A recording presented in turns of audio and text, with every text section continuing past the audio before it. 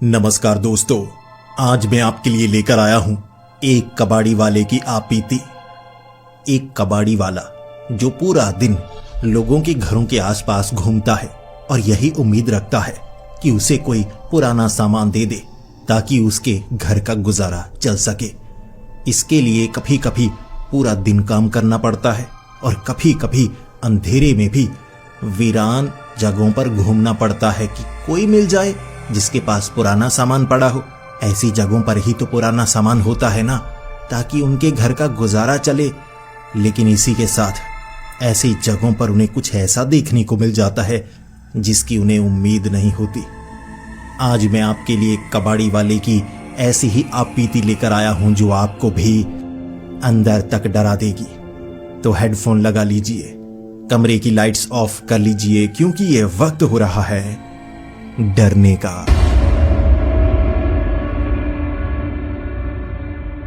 तो हमारी पहली कहानी हमें भेजी है शोएब जी ने, जो कि पंजाब के रहने वाले हैं।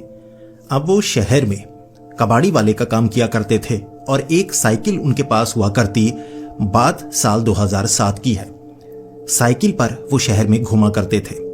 कहीं से अखबार मिल जाए, लोहा, रद्दी वगैरह जो मिल जाए वो उसे खरीद लिया करते थे और बहुत सस्ते में।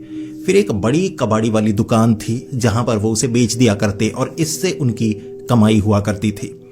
शहर बड़ा था और इस शहर में कबाड़ी वाले बहुत थे, तो उन्हें साइकिल पर कभी कभी अपने इलाके से बहुत ज्यादा दूर जाना पड़ता और पूरा दिन बहुत ज्यादा मेहनत भी करनी पड़ती थी।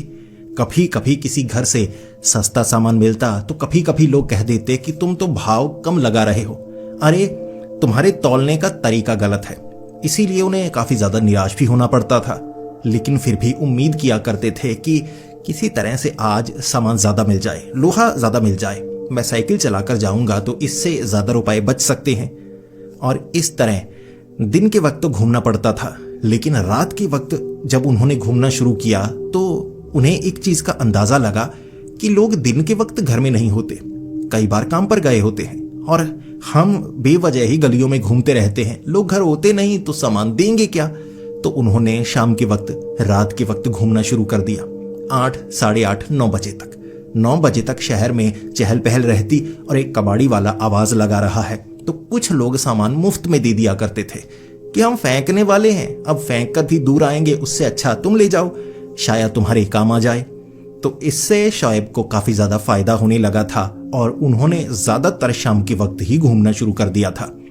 अब ऐसे ही घूमते घूमते शोएब ज्यादातर जिस जगह बंद फैक्ट्री होती या पुराना घर होता वहां ज्यादा घूमा करते थे।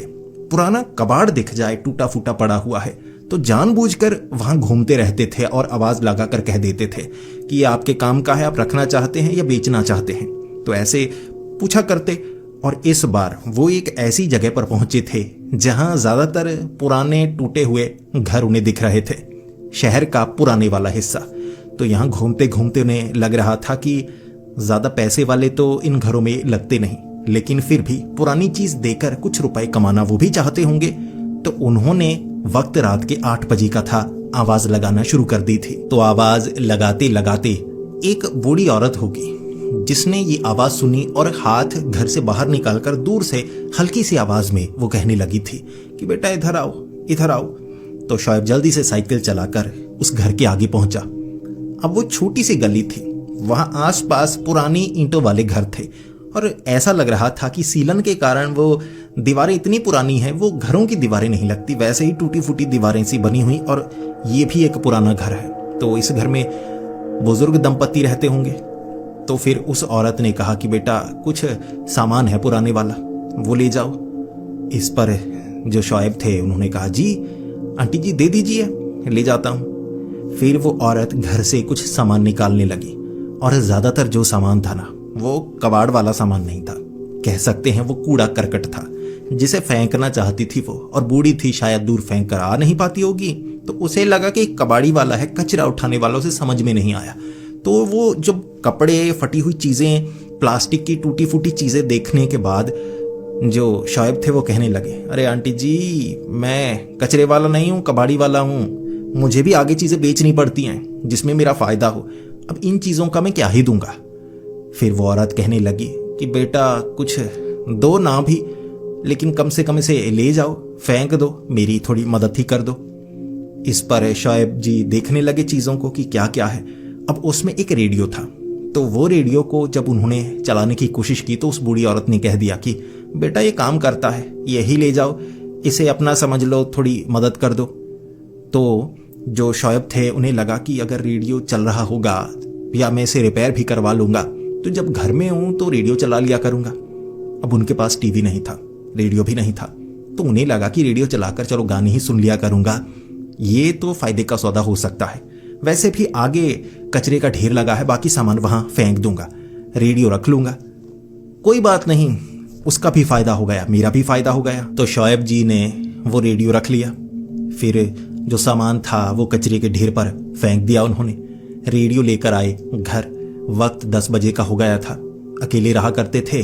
सबसे पहले उन्होंने खाना खाया, उसके बाद वो देखने लगे कि रेडियो काम करता है या नहीं।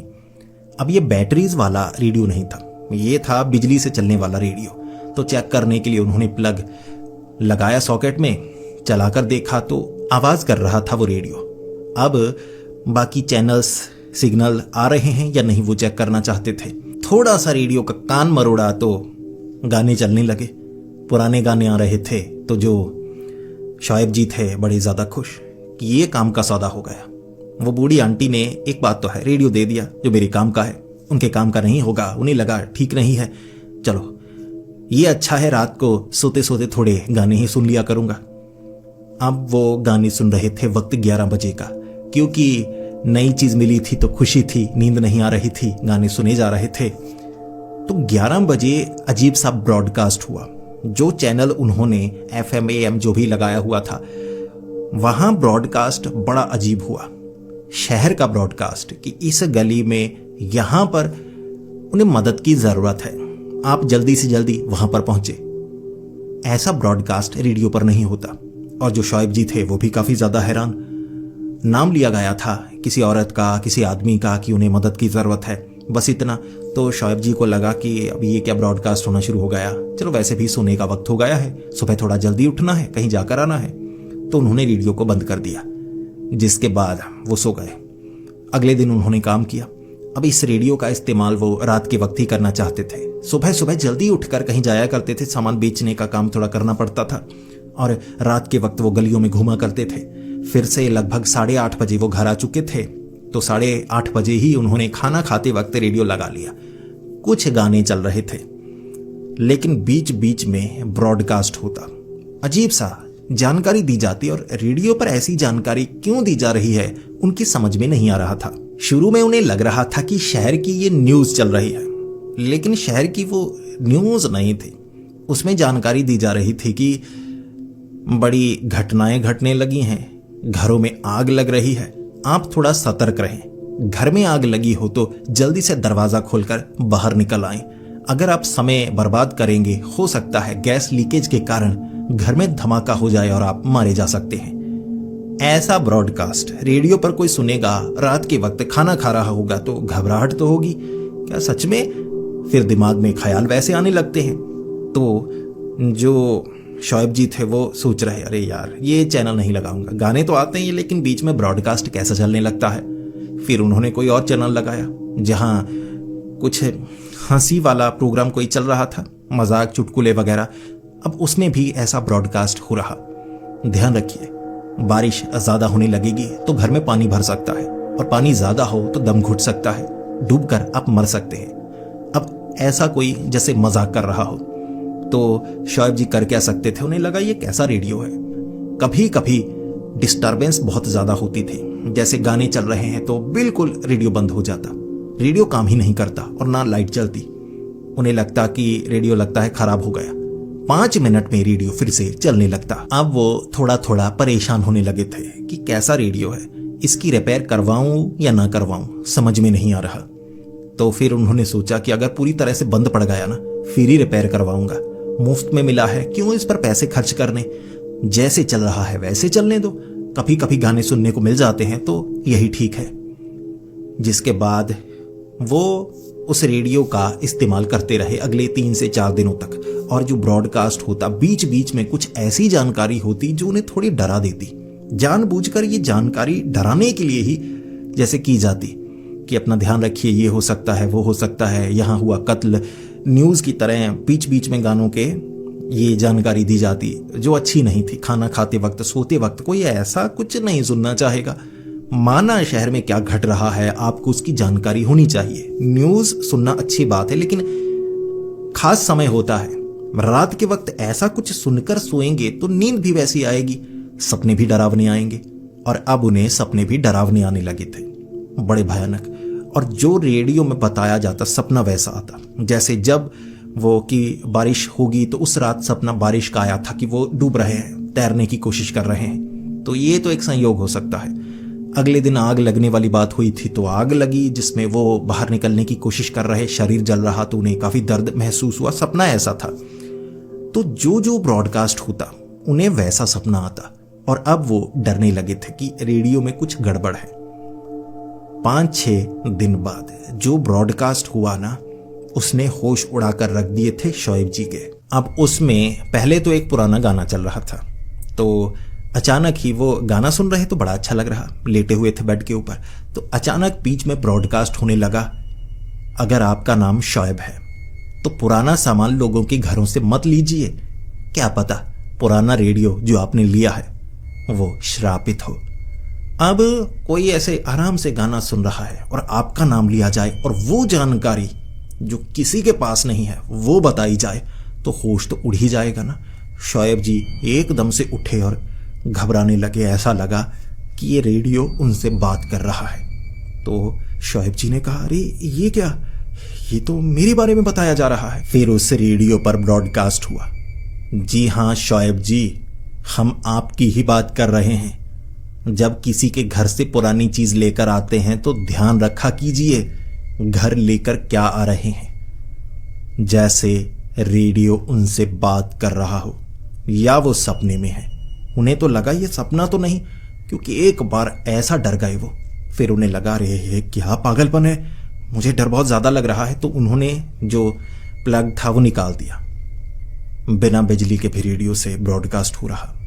बैटरीज नहीं थी उस रेडियो में, पुराना खराब सा रेडियो था जो बार बार बंद होता था। अब बिना बिजली के चल रहा और उनसे बातें कर रहा। ध्यान रखिए कुछ भी हो सकता है, आप जल भी सकते हैं। तो शोएब जी ने उसके बाद रेडियो फेंकना चाहा। भाई घर का दरवाजा बंद हो गया, अंदर से दरवाजा बंद, वो खोल नहीं पा रहे। और जो रेडियो था ना उसके अंदर से चिंगारियां निकलने लगी जैसे शॉर्ट सर्किट हो गया हो, लेकिन तार तो लगी नहीं थी, चिंगारियां निकल रही और ऐसा लग रहा जैसे वो जलने वाला हो। चिंगारियां आसपास दूर दूर तक निकल रही तो घर को जला सकती थी। और ब्रॉडकास्ट ऐसा ही हो रहा था कि घर में अगर आग लग जाए तो आप बाहर कैसे निकलेंगे। तब वो समझ चुके थे कि ये रेडियो साधारण नहीं है, जिन्न जिन्नात भूत प्रेत कोई ऐसा चक्कर है। ये रेडियो मुझे घर में नहीं रखना चाहिए। तो किसी तरह धक्का मारकर उन्होंने आगे वाला दरवाजा तोड़ दिया। अब घर अच्छा था उनका, दरवाजा पुराना था। अब गरीब थे तभी तो कबाड़ी वाले का काम करते थे, तो दरवाजा तोड़ने में ज्यादा परेशानी नहीं हुई। पक्का घर होता, दरवाजा ना टूटता तो मुसीबत बढ़ सकती थी। तो दरवाजा तोड़कर उन्होंने पहले तो कचरे में रेडियो फेंका और पूरी रात उन्हें रेडियो से आवाज आती रही। लेकिन ये आवाज किसी पड़ोसी ने नहीं सुनी थी, सिर्फ शोएब जी को ये आवाज आई थी। जैसे ये आवाज सिर्फ उनके कानों तक पहुंचती थी, जिसके बाद उन्होंने रेडियो दूर फेंक दिया। फिर एक मौलाना से मिले कि ऐसे मेरे ऊपर झाड़ फूक कीजिए जी, कुछ कीजिए, ऐसा हुआ मेरे साथ। तो फिर उन्होंने अपना उतारा करवाया, झाड़ फूक की, जिसके बाद सब कुछ ठीक हुआ। और फिर वो ये भी जानना चाहते थे कि ये वाला रेडियो जहां से मैं लेकर आया हूं, मुसीबत तो उनके लिए भी रही होगी। वो बूढ़ी औरत, उसने बताया नहीं कि ऐसा रेडियो है, ऐसा भयानक, उसमें कोई जिन्न था जो बात करता था। तो मौलाना ने जैसा कहा था ऐसा हो सकता है। उतारा वगैरह जब किया तो शोएब ने वैसा मान लिया था।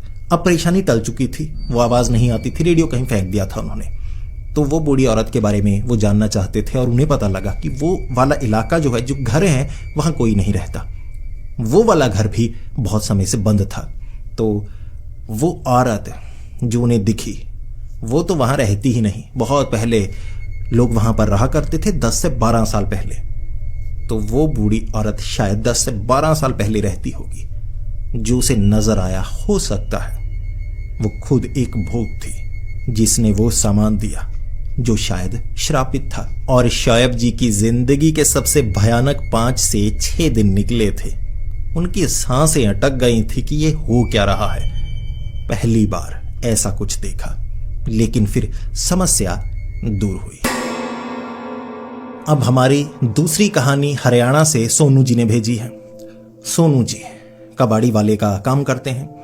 वो भी ज्यादातर शाम के वक्त घुमा करते थे, और क्योंकि उनके इस इलाके में और भी कई कबाड़ी वाले थे तो उनका आपस में झगड़ा बहुत रहता था। यानी सोनू जो कि उम्र में 18-19 साल के थे, वो किसी और इलाके में चले जाते तो वो कबाड़ी वाला अगर देख लेना कि मेरे इलाके में कैसे आ गया तो झगड़ा किया करते, तो उसे पीटा भी करते थे। अब इस तरह से सोनू ने महसूस किया कि ये वाला इलाका उस कबाड़ी वाले का, वो वाला इलाका उस कबाड़ी वाले का, भाई वो वाला उस कबाड़ी वाले का, ये वो अपने इलाके बांट रखे हैं। मैं काम कहाँ करूंगा? हर कोई ऐसा कहता है ये मेरा इलाका, वो मेरा इलाका, मेरे लिए तो कुछ बचा ही नहीं। तो नया अगर कोई काम करना चाहता है तो वो कैसे करेगा?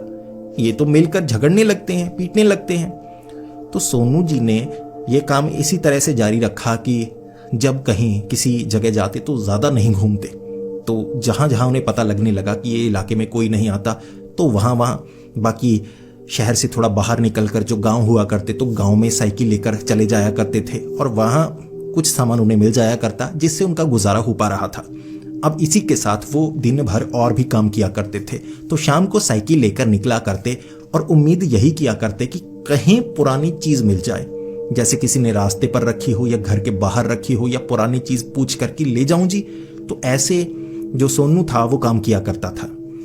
अब सोनू शहर में अलग अलग हिस्सों में घूमा करता। अगर किसी के इलाके में है तो वहां आवाज नहीं लगाता कि लोहा बेच, रद्दी बेच, तो ये आवाज नहीं लगाया करता था। उसे लगता था आवाज लगाऊंगा तो भाई पकड़ लेंगे, वैसे दिखा दूंगा कि इलाके से निकल रहा था, अब सड़कें भी तुम्हारी हो गई क्या। लेकिन एक चीज की उम्मीद होती थी सोनू को कि अगर मैं आवाज ना भी लगाऊं फिर भी इन इलाकों से कुछ मुझे मिल सकता है। मैं साइकिल लेकर घूमूं तो जो घरों के आगे लोगों ने सामान रखा होता है वैसे ही पूछ लूं, जी मैं कबाड़ी वाला ले जाऊं ये, या कोई घर के बाहर है तो वैसे ही आवाज लगाकर पूछ लो, जी मैं कबाड़ी का काम करता हूं, आपके पास है कोई कबाड़। आवाज नहीं लगाऊंगा ताकि कोई सुन ना पाए। तो इस तरह से उनका काम चलने लगा था और किसी की वो पकड़ में नहीं आ रहे। बाकी कबाड़ी वालों के तो ऐसे ही घूमते घूमते नए इलाकों में जाना, पुरानी पड़ी चीजों को देखना, कहीं कचरा पड़ा है उसमें से ढूंढने लगना। अब इसी तरह एक बार शहर के उस हिस्से में पहुंचे जहां पर एक फ्लाईओवर था, पुल था। अब पुल के नीचे जो हिस्सा था वहां ज्यादातर कचरा पड़ा हुआ, वहां कोई नहीं जाता था। लेकिन कुछ लोग थे जिनके पास घर नहीं था तो शायद वहां पर वो सोते होंगे। जो सोनू था उसने कई बार उस जगह पर कुछ लोगों को देखा था जो नीचे सोए हुए। तो सोनू को लगता था कि कचरा पड़ा है, सामान पड़ा है, ऐसी जगह लोग सामान फेंकते भी हैं, तो एक बार नजर इधर भी घुमाकर देख ही लेता हूं। इस बार सोनू वो पुल के पास साइकिल लगाई, उसने पुल के नीचे सामान ढूंढने के लिए गया कि किसी ने ऊपर से घुमाकर मारा हो, नीचे फेंका हो तो मेरे कोई काम का सामान मिल सकता है। अब वहां ढूंढते ढूंढते उसे कुछ सिक्के मिल गए और इससे उम्मीद जग गई कि चलो ऊपर से लोग सिक्के ही फेंक देते होंगे। ऐसा वैसा कुछ सामान मिला और एक तरफ बैठा एक आदमी मिला जो सोनू को घूर रहा था। तो सोनू अपना थोड़ा कचरा निकालने का काम कर रहा, काम की चीजें ढूंढ रहा, वो आदमी घूरे जा रहा।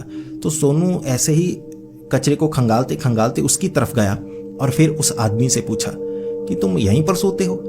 अब पीछे गद्दा सा लगा हुआ था या थैला रखा हुआ था, जगह लग रही थी सोने के लिए। तो उस आदमी ने कहा कि हाँ मैं यहां पर सोता हूं। फिर उसने सोनू से पूछा कि तुम कचरा उठाने का काम करते हो।